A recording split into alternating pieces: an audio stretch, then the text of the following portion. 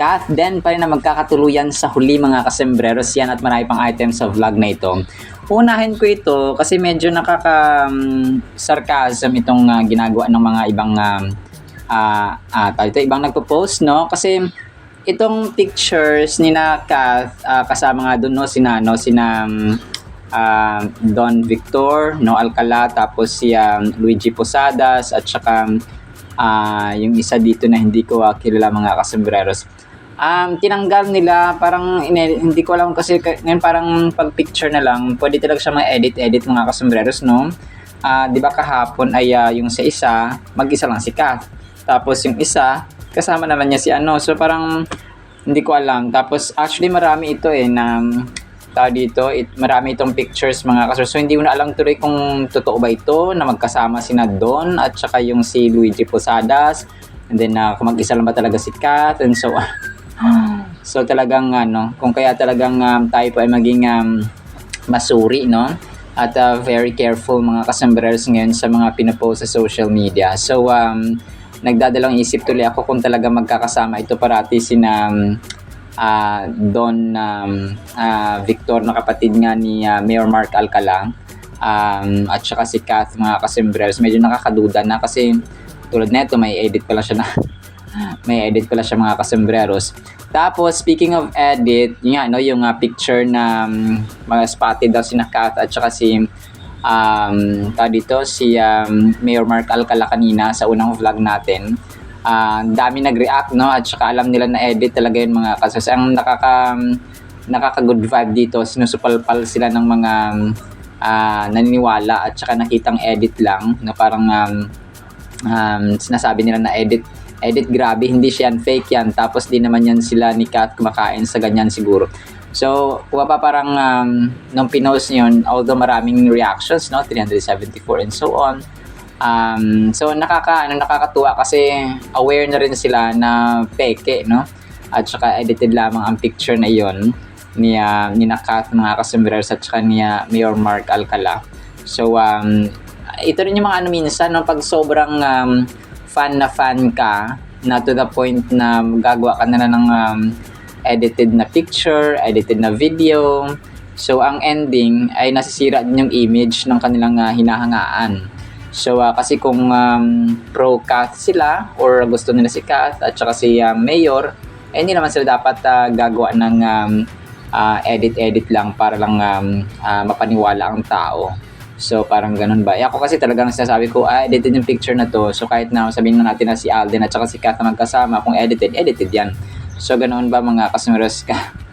So ang nakakatuwa lang dito ay aware na rin, no, yung mga tao dito. And ang isa dito, sabi niya, pinost niya yung mga pictures ni Alden at saka ni Kath mga kasembreros. Sabi niya ito ang totoo, hindi yung puro drawing at saka edit. Sabi niya ganun, parang susupalpal nila ng totoong sa comment section. So yan ang tunay, pro drawing lang pinapakita. 3 minutes ago, Day Gasmin Esteban. So sabi niya, tapos yung picture nga ng Kath din, no, dun sa birthday, yung Catherine mga kasembreros, no, at saka marami pa. So tapos nung sa dito sa premiere night ng Hello Love Again, yung naka-white sila, and then yung sa Hello Love Again mismo mga kasembreros. So sabi ng isa, baka AI, Jessame Mutya Angkog, no? Tapos yun, basta marami. So nakakatuwa kasi hindi sila naniniwala na totoo ito. Kasi hindi naman talaga totoo mga kasembreros, no? AI generated at saka edited lamang po ang picture na ito mga kasembreros ni Mayor Mark Alcala at saka ni Catherine. So pagka ganyan, pag sumasobra na sila, pwedeng patikimin niya siguro naawa lang sila Ma'am Catherine, no, na patulan niya maganyan kasi alam nila na mga ultimo lang din ng mga vloggers or mga content creators. So pero sana nandun sana yung integrity na pag peke, pag totoo, parang ganun ba, no? Kasi nakakasira din yung image kapag parang parati na lang na ganyan. So parang ganun ba? So yun po, no. And nakita ko si Michelle D nagsampay yata ng cyber libel kay Christian or Sian Gaza, no, mga kasembreros. So naano ko lang. So parang gusto, sabi ni Michelle D, parang ayaw niya normalize yung ganun. Kasi nga, na naman. Kasi di ba pag puro peke yung sinishare mo, tapos gawa ka ng chismis and so on. So, yung iba parang nakasira ng moral na ng tao, especially mga kasembreros nung biktima ng chismis or hindi totoong mga impormasyon, mga kasembreros. So, yun po, no. Tapos si Alden na features of course, no, ng Jimmy Sparkle Artist Center na kanyang management, mga kasembreros, dun sa kanyang pagdalo ng Until Share members na kay Ma'am Barbie Forteza, mga kasembreros. Sabi ng Sparkle Jimmy Artist Center 13 hours ago, Barbie Forteza is surrounded by love at tonight's Until Share members' premiere at SM North, The Block. In attendance are Sparkle First Vice President Miss Joy Marcelo, plus close friends and Sparkle stars Alden Richards and Christopher Martin. Catch Until Share members in cinemas starting Feb 25 pa pala siya ipapalabas, mga kasembreros. So, nasabi ko kasi dun sa isa kanina, kung gusto man panoorin ay go lang, no? Pero sa 25 pa pala siya ipapalabas sa mga sinihan, mga kasembreros. So, kung gusto niyo pong manood, no, ay po pwede pa kayong bumili ng ticket, mga kasembreros. Tapos ito, yung ibang mga tao talagang pinipair-pair na si Shanti, no? Tapos si Sir Alden, mga kasembreros. So, parang ano siya, no? Parang may pagkahawig kay Kath, mga kasembreros. So, nilagyan nila ng issue talaga yung pagtitig, no? Ni ni Alden kay Shanti Vitella, mga kasembreros. So, ano siya, maganda naman talaga si Shanti, mga kasembreros. So, pwede ka naman maghumanga when it comes to physical beauty, but not to the point na ipupursue mo siya sa romantic relationship, mga kasembreros. So, kasi nga ay Kath din lang sa huli at Kath din lang sa wakas or sa yung magkakatuluyan, mga kasembreros. So, wala nang iba, no? Kath din lang saka lang. Tapos, speaking of, ito na pala yung ito na pala yung tao dito, related din dito sa kay Shanti na issue, mga kasembreros, na pinost ito ng Abante sa kanilang Facebook page, mga kasembreros, yung about na kay Shanti at saka kay Alden, no? Abante tonight, 23 hours ago, ang daming kinikilig kina Alden Richards at Shanti Videla ng Lapilus, sa Twitter nga at sa TikTok. Tinutukso talaga si Alden na parang bet na bet niya si Shanti dahil na rin sa matinding pagtitig niya sa dalaga habang magkatabi sila. So yun yan, no, na feature na natin ito kahapon, mga kasembreros.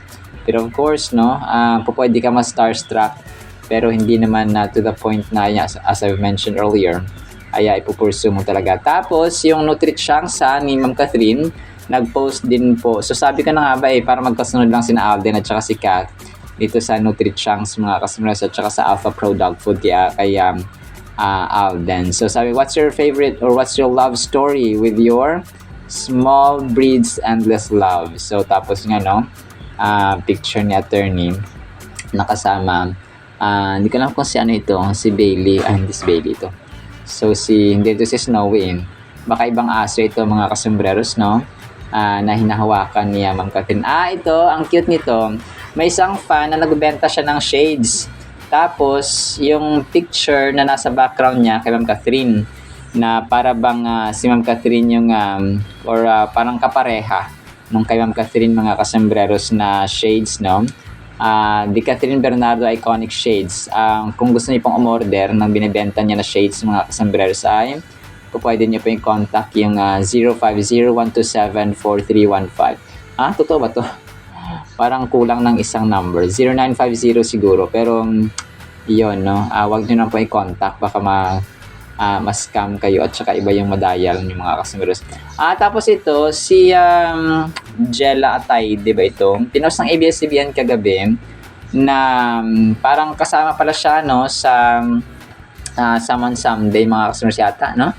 Kasi kasama daw parang nape-pressure daw siya na kasama si Asia Superstar, mga kasembreros, sa isang project, mga kasembreros. So, yun. Mamaya, ito ipa-flash ko ito or ipa-play, mga kasembreros. para mapakinggan niyo po mga kasembreros yung kanyang sinabi. So, sino ba naman di mape-pressure, no, kapag katrabaho mo ang isang phenomenal box office cinema queen mga kasembreros. So, si Jella Ataide yata ay kapatid ni Arjo, no? Parang something like that, no? But correct me if I'm wrong mga kasembreros. Tapos ito, ang cute ng ginawa ng isang fan dito. Pinost niya, no? Inedit niya mga kasembreros si Ma'am Catherine at Sir Alden.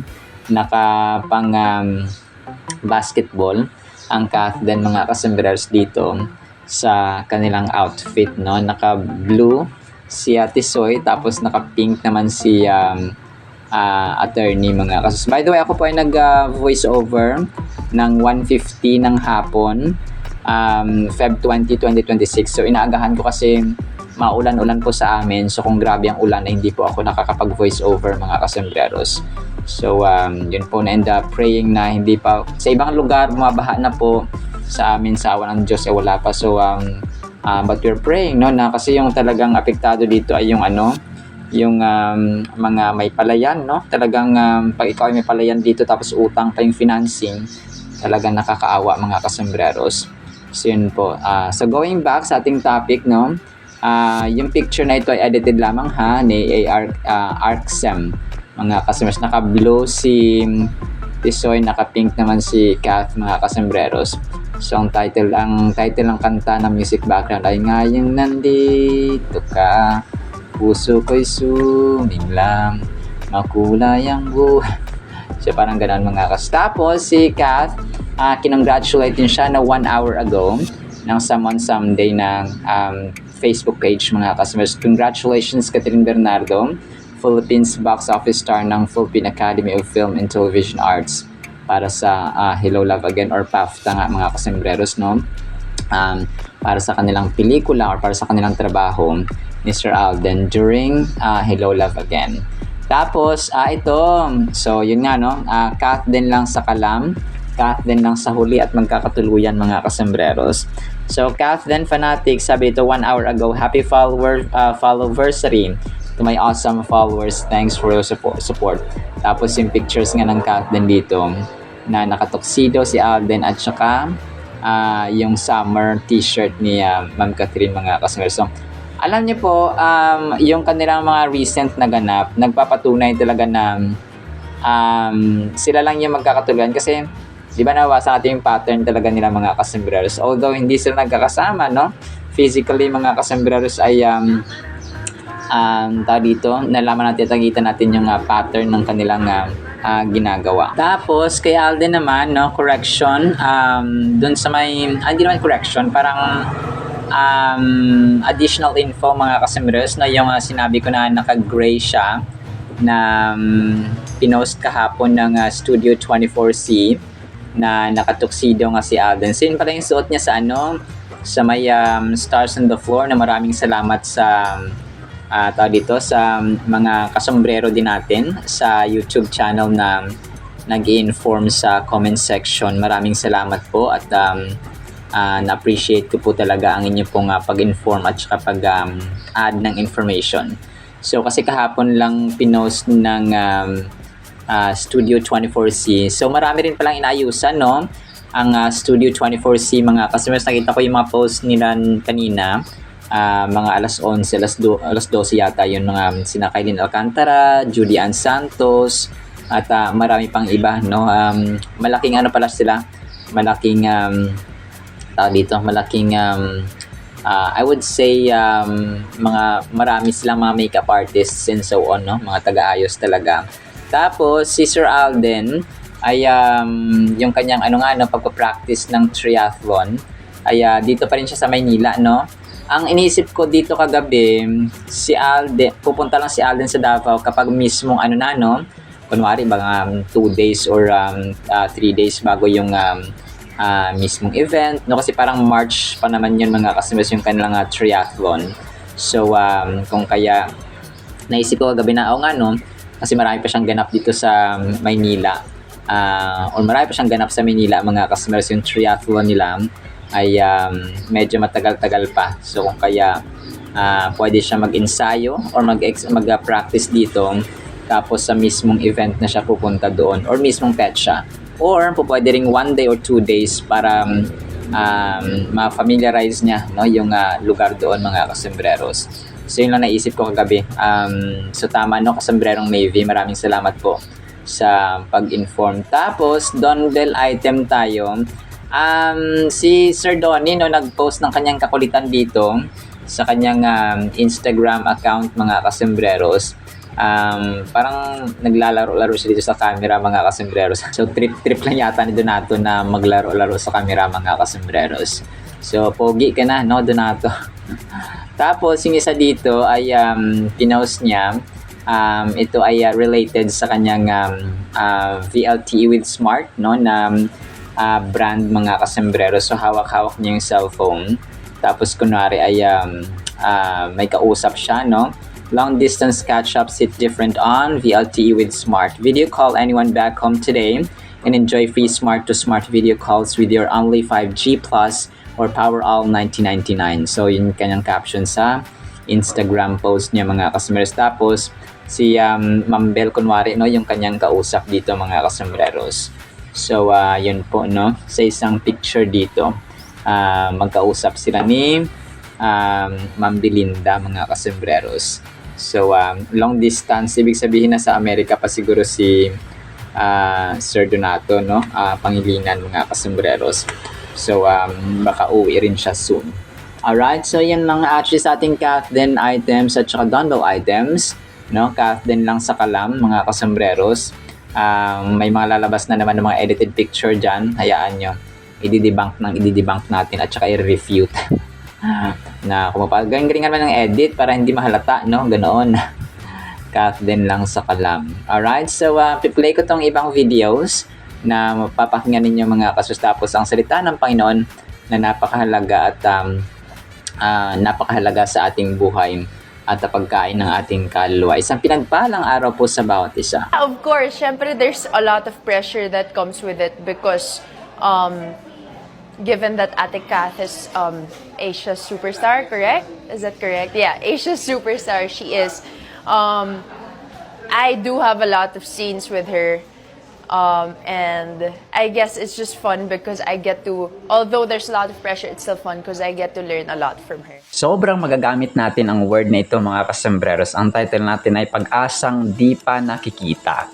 Bakit kaya, no? Romans 8 verses 24 hanggang 25. For we were saved in this hope, pag-asa, no? But hope that is seen is not hope. Yun pala. For why does one still hope for what he sees? But if we hope for what we do not see, ito pala yun, no? Hindi pa natin nakikita ang pag-asa. We eagerly wait for it with perseverance. So, in literal sense, mga kasembreros, and in reality and in truth, mga kasembreros, tayo pa yung maasa sa mga bagay na hindi pa natin nakikita. Kasi di ba kapag nandyan na, hindi ka na aasa, hindi ka na mag-expect, mga kasembreros. So kasi nga nakita mo na, nandyan na, mga kasembreros, nakikita mo na, kapiling mo na, kasama mo na, mga kasembreros, na hawakan mo na. Pero kapag hindi pa natin nakikita, mag-expect pa tayo, no? Aasa pa tayo, mga kasembreros. So ito yung gustong sabihin ni Apostol Pablo sa atin, na may mga bagay ba tayo ngayon, no, sa ating buhay na may mga dreams tayo, may mga pangarap tayo, may mga goals tayo na kailangang abutin, may mga may mga achievements tayo na gusto nating ma-achieve pa. May mga bagay pa tayong gusto makamtan, no, gusto maranasan, mga kasembreros, no.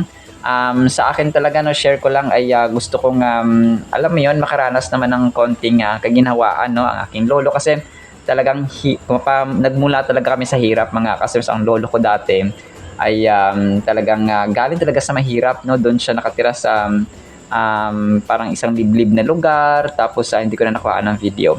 As in, mag-isa lang siya doon, mga kasembreros, kasama yung isa niya na, pero nung tumanda na siya, ayaw niya mapunta dito. Pero nung nagkasakit siya, ay nag-way yun ng Panginoon na madala siya dito sa aming bahay at maalagaan ko talaga, no? Kasi yun talaga yung gusto ko ever since, na maalagaan siya ng personal, mga kasas, no? Yung lolo ko na turning 93 years old ngayong 2026, mga kasembreros. So talagang pinagmulan namin talagang hirap talaga mga kas. That's why ngayong matanda na siya, maging nanay ko, parang gusto kong makatikim sila ng ano ba, ng isang latang biskwit na parang isang latang biskwit sa isang na tatagal ng isang buwan no, bago sumahod and so on mga kasembreros. So yun yung basta yung kung pa parang bago mawala yung lolo ko, parang maranasan yung dito maliban sa spiritual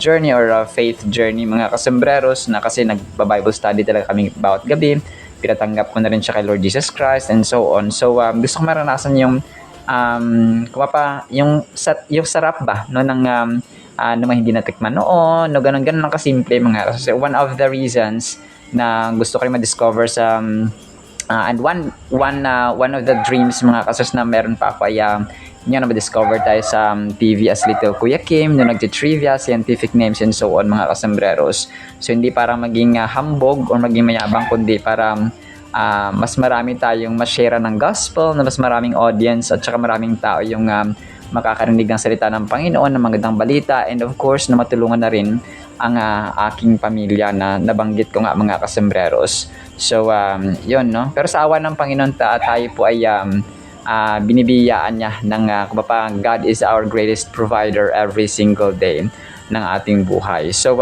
kayo, ano yung mga inaasahan niyo mga bagay, yung mga ini-expect no, na kung umaasa kayo na magkaroon kayo no, na makamtan yung mga kasembreros. So sabi dito, nilinaw ni Apostol Pablo na ang mga bagay na nakikita na natin or nakakanta or nahawakan na natin ay hindi siya hindi yun pag-asa or hindi yun tayo nag-expect pa, kasi nga nakamta na natin mga. This verse speaks to the powerful motivation that hope can bring to our lives. It challenges us to believe in things that are not yet tangible, yung nahahawakan niya mga customers are physically present or visible in our reality. So hindi tayo aasa sa mga bagay na, or hindi na tayo aasa sa mga bagay na nakikita at nahahawakan na natin, kapag tangible, physically present mga kasembreros. So alam kong lahat tayo no ay may pangarap, lahat tayo ay may hinahangad sa buhay, and nga no, isa dun talaga sa atin na maging financially stable tayo. We are reminded to hold on to our dreams and aspirations despite the obstacles we may encounter along the way, by hoping for something beyond our current grasp. So lahat tayo, pero ang parati nating isipin na ang living hope natin, ang buhay natin na pag-asa ay si Lord Jesus Christ mga kasembreros no, wala nang iba. So every time we have hopes, we have dreams, we have ambitions, we have aspirations mga kasembreros, dapat nakasentro yun kay Lord Jesus Christ. Kasi yes, ang tao pwede mangarap no, pwede mangarap ng ganito, ng ganyan, pero kung wala si Jesus Christ sa journey na yan, sa process na yan na tinutupad natin yung ating pangarap sa buhay, ay useless po yan mga kasembreros. So have you ever felt a sense of longing for something that seems out of reach? This verse encourages us to hold on to that feeling and trust in the possibility of its eventual realization. It reminds us that the journey towards our hopes and dreams may require us to navigate through challenges and setbacks, but with patience and perseverance we can continue to move forward. So yun na, talagang kailangan din dito habang tayo po ay umaasa, kinakamtan natin at ginagawa natin yung proseso ng ating pangarap, ay nandun dapat yung katigaan, no, katsagaan mga kasembreros, no, patience at pasensya no, sa lahat ng bagay. Understanding no, na hindi lahat ng bagay ay nakukuha natin agad-agad. We can find the strength to keep pushing forwards or towards our goals by placing our trust in hope even when the path ahead seems unclear or difficult. So kapag may mga hindi malinaw no, talagang may pag-asa pa ba, makakaraos pa ba kami, na makakamtan pa kaya ito, makakaahon pa kaya kami. So tiwala lang no sa Panginoon mga kasembreros. So kapag tayo po ay may pananampalataya, may tiwala sa Panginoon, tayo po ay bibigyan niya ng guide no, bibigyan niya ng dunong, ng wisdom kung papaano po makakamtan at makakaahon, no, makakaiwas sa mga posibleng distractions and destructions, mga kasambreros. So God's wisdom, God's Holy Spirit will be with us. Delving into the phrases within Romans 8:24-25 provides deeper insight into the essence of hope and patience. For this hope we are saved underscores that our salvation is intricately tied to hope. So yung ating yung ating pag-asa at ang ating pag-asa, yung ating kaligtasan, which is Jesus Christ, mga kasembreros, ay nakatali, connected yan sila, mga kasembreros. So every time we hope, every time we have ambitions, we have dreams, mga kasembreros, dapat ay nakatali at saka nakasentro kay Lord Jesus Christ. An ongoing state of anticipation for future fulfillment. Hope that is seen is no hope at all. Elucidates the nature of genuine hope, which necessitates trust in the unseen. So, pagtiwalaan natin yung mga bagay na hindi pa natin nakikita, no? Which is the Lord. Kasi si Lord hindi natin nakikita, no? Hindi natin siya nakita, but we can feel His presence, mga kasembreros. So, parati nating tatandaan na parang hangin si Lord, no? Hindi natin siya nakikita at nahawakan, pero we can feel His presence, we can experience His presence, and habang tayo po ay may pananampalataya, nandun yung paggabay ng Panginoon. Wisdom, intangible, no? Kasi nga spirit ang Panginoon, mga kasembreros. Hindi po siya tulad na nakita natin ng mga nahawakan, mga kasembreros, no, na gawa sa kahoy, gawa sa platinum, gawa sa lata, gawa sa ginto, no? Hindi po siya ganoon, no, na niluluhuran, mga kasembreros. So ang Diyos po natin ay spirit, no?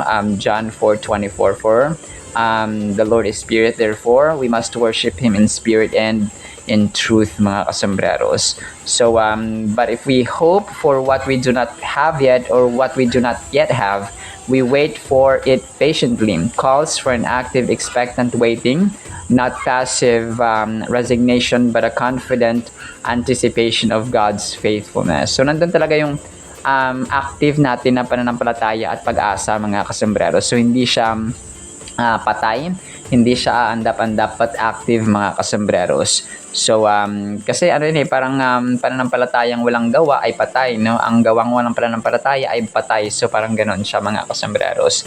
In conclusion, Romans chapter 8 verses 24-25 urges believers to uphold hope and patience. So talagang panghawakan natin, huwag tayong bumitiw doon, mga kasembreros. So depende yun sa pangarap natin, ha?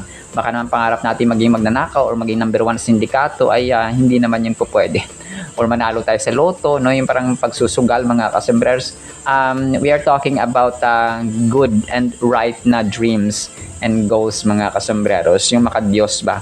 At nasa tama, mga kasembreros, hindi yung nasa kasamaan, mga kasembreros, na pangarap. So, ganoon po ang ating tinutukoy dito. Through reflection on these verses and related scriptures, we can discover strength and encouragement for our individual journeys of faith. The timeless call to hope and patience offers a profound message for anyone navigating uncertainty or awaiting the unfolding of God's promises in their lives. So, how can we wait patiently for what we hope for? So, unang-una, paano doon natin gagawin? We can wait patiently for what we hope for by trusting in what we do not yet see. So, hindi pa natin nakita, but we trust. No, that's pananampalataya. Kapag ang ating pong puso, ang ating buhay ay kumapa yung pangarap natin ay inaantay natin, but along the way, we trust and we believe God, mga kasembreros. Ay yun po yung kanyang gusto. God's character and His faithfulness ultimately anchor our hope. So sa Panginoon tayo, no, God is working all things together for our good as we wait patiently for what we hope for. This perspective enables us to wait with a sense of peace and assurance, knowing that our hope is secure in Him. So yun po, no, sa ating application in the busy buzz of our daily grind, we must cling on to hope like a rock as we navigate the stormy seas of uncertainty. So trust, no, talagang tiwala, mga kasembreros, sa ating pangarap at pag-asa na hindi pa natin nakikita. So which is gano'n naman talaga. Kapag nakita natin yung isang bagay ay hindi na siya magiging pag-asa or hindi na siya pangarap kasi naandyan na siya, mga kasembreros. Alright, salamat sa ating Word of God, ha? No, pagpalain po tayo ng pag-ibig, pananampalataya, pag-asa, no? Kung kaya nandun siya sa threefold na characters, mga kasunod na kailangan nating taglayin. In the mighty, holy, sweet, magnificent name of our Lord Jesus Christ, we pray with the communion of the Holy Spirit of the living God. And everyone said amen and amen. See you sa next segment, mga kasumas, and paalam po. I love you.